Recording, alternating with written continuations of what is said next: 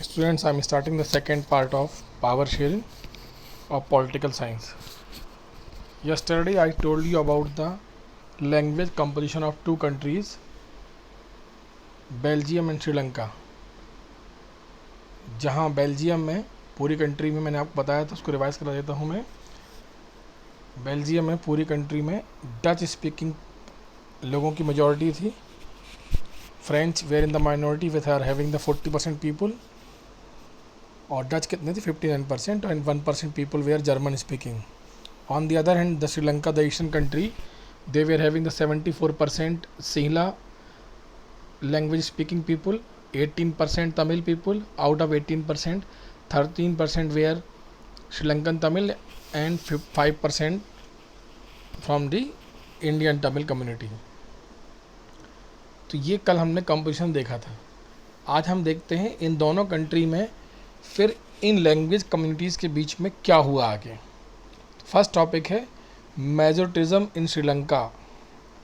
मेजोरिटिज्म इन श्रीलंका. यहाँ देखिए मेजोरिटिज्म की मीनिंग नीचे लिखी हुई है, ये देखिए ग्लॉसरी में. Majoritarianism means a belief that the majority community should be able to rule a country in whichever way it wants by disregarding the wishes and needs of the minority. तो question लिखिए आप, ये class work में करना है अपने को. Important question है, 3 मार्क का. What is meant by Majoritarism in Sri Lanka? What is meant by majoritarism in Sri Lanka? How did this policy implemented in the country?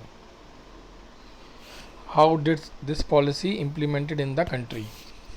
तो मेजोरिटिज्म वर्ड मेजॉरिटी से बना हुआ है. Means when the people who are having the majority in terms of religion और in terms of language, when they establish only their rule and depress the minority community and don't give any right और very some type of right to the minority community, and all the decisions, all the reservation, all the policy matter is made by the only majority community. तो उस स्थिति को कहते हैं मेजोरिटिज्म. श्रीलंका में जैसे क्या हुआ कि श्रीलंका में मेजॉरिटी कम्युनिटी में सिंहला कम्युनिटी थी. तो सिंहला कम्युनिटी ने अपनी मेजॉरिटी को पूरा इस्टेब्लिश किया and they discriminated the Tamil people.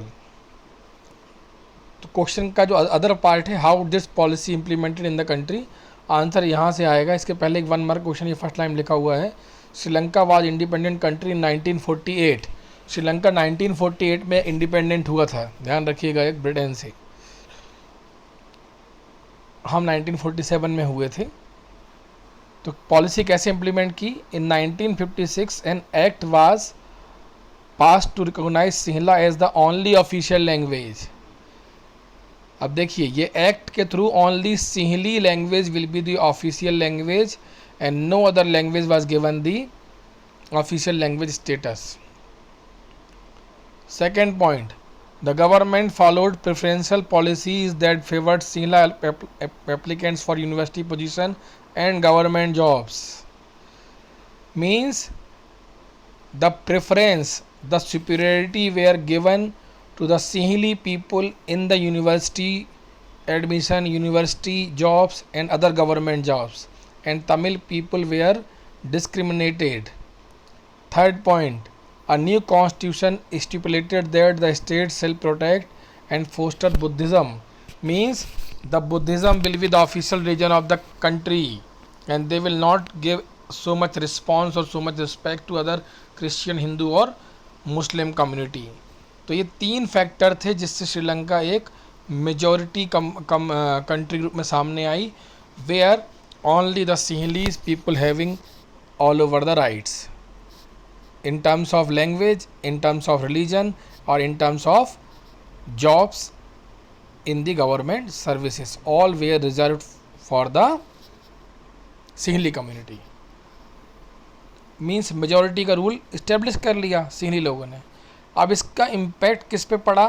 Tamil लोगों पर इसका एक बहुत डीप इम्पैक्ट पड़ा। दे started to protest against these measures taken by the government. They made their own political parties. They started to protest in the road. They did so many rallies and dharnas and do so many protests in the international level also. But their protest was depressed and surpassed by the Sinhala government. ये लिखा हुआ है, the Sri Lankan Tamils launch parties and struggles for the recognisation of Tamil as an official language for regional autonomy and equality of opportunity in securing education and jobs. Means similar type of facilities which were given to the Sinhali people, Tamil people also started to have those type of facilities like equal opportunities in jobs. Tamil should be recognized as official language. Other religion were also should be given the equal respect. लेकिन but their demand for more autonomy to provinces populated by the Tamils was repeatedly denied. By 1980s, several political organizations were formed demanding an independent Tamil Elam state in northern and eastern parts of the Sri Lanka. Means कई सारे political organisation, political parties बनी जिन्होंने demand की कि एक तमिल इलम, Tamil state separate बना दिया जाए तमिल लोगों के लिए। लेकिन कोई बात उनकी सिंहली लोगों ने नहीं मानी। इससे प्रॉब्लम कहाँ पर क्रिएट हुई कि दोनों कम्युनिटी के बीच में एक इंटेंस कॉन्फ्लिक्ट, लड़ाई झगड़ा शुरू हो गया and it soon turn into a civil war. ये लिखा हुआ है, सिविल वॉर मीन्स घर में लड़ाई होना, जैसे भाई भाई में लड़ाई हो जाए, भाई बहन में लड़ाई हो जाए, हस्बैंड वाइफ में लड़ाई जाए, या तो सिविल मतलब घर के अंदर वॉर। तो सिविल वॉर कैसे स्टार्ट हुई कि एक ही कंट्री की दो कम्युनिटी सिंहला और तमिल आपस में लड़ाई लड़ रही थी, इसलिए इसको क्या नाम दिया गया? Civil war. कोई आउटर कंट्री ने, किसी आउटर पावर ने अटैक नहीं किया था। They were quarrelling with each other with their own community Sinhala and Tamil, इसलिए इसको क्या बोलते हैं? Civil war. ये नीचे इसमें इसकी ग्लॉसरी दी हुई है, a violent conflict between opposing groups within a country that becomes so intense that it appears like a war. Civil war में बहुत ज़्यादा क्या हुई? वायलेंस हुई। दोनों कम्युनिटी के हज़ारों लोग मारे गए, सिंहला भी और तमिल भी। हमने कल देखा, बताया था आपको इकोनॉमिक्स में पहले वाले चैप्टर में, ये लिखा हुआ है कि Sri Lanka has very good record in the field of health education and they were well ahead with the than that of India, but this civil war gave them a great setback and they lag behind in their several goals. नहीं तो श्रीलंका की स्थिति और अच्छी होती।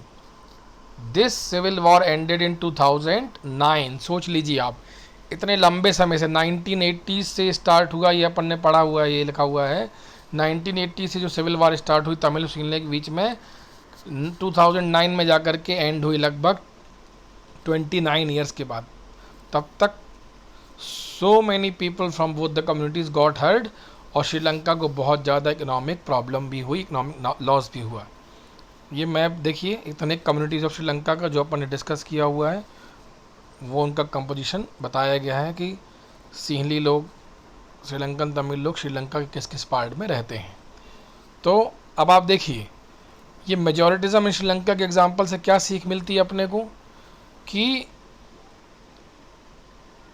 If the majority will remain all the rights, if the power will remain centralise and power is not shared with the other communities, then it will create a problem and it may cause the civil war like it happened in Sri Lanka।